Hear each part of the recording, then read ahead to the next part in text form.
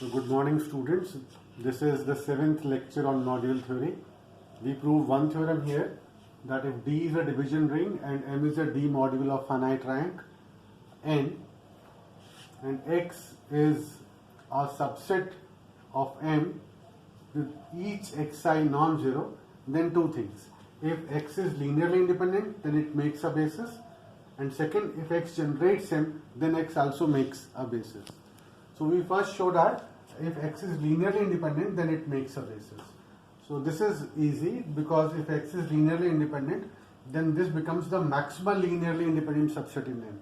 And we have shown in a unit 2 theorem that maximal linearly independent set in a D module always is a basis of M. So because it is that theorem in which we show that vector spaces are free modules. So it's a corollary to that maximal linearly independent sets in a D module makes a basis. So this is the first part. In the second part we show that if X generates M, then it also is a basis of M. So the proof of this goes like this, that let X generates M and let Y be a maximal linearly independent subset of X. So I have taken this y1, yk. So these yi's are just xi's in some order. I am keeping it k. The number of elements in this as k. So because these are non-zero elements, so and we are working over a division ring, so y is non-empty. Our claim will be that this y equals x.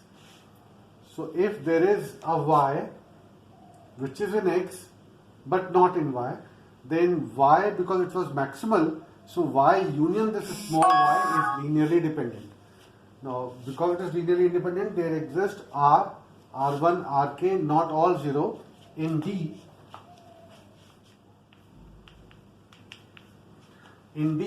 Such that this linear combination is 0. But here this r cannot be 0, because if r is 0, then you are left with this part. And because each of y1, y2, yk is linearly independent, it implies that each ri is 0. So r0, ri 0 means that y and y1, yk are, that this is not maximal. So you can't have r as 0. We have that r is non-zero. But because we are working in division ring, so R inverse exists, and therefore I can express Y as a linear combination of yi's. So Y is generated by the module spanned by Y, but Y belong to X. Y belong to X. So X is contained in the module generated by Y, but X generates M, so M is also generated by Y, and Y has K elements, but the rank of M is N. So minimum number of elements required to generate M is N. But what we'll find here, that the number of elements required to generate M is K. So only possibility is K is equal to N. So this completes the proof.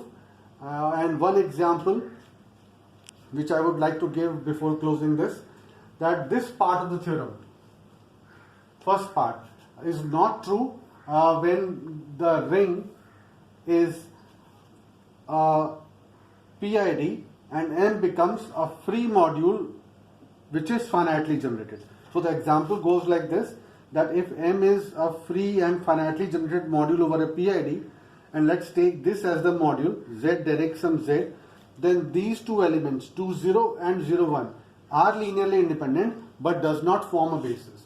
So you get, because Z direct sum Z is a module of rank 2, and we are having two elements which are linearly independent, but that doesn't make up a basis.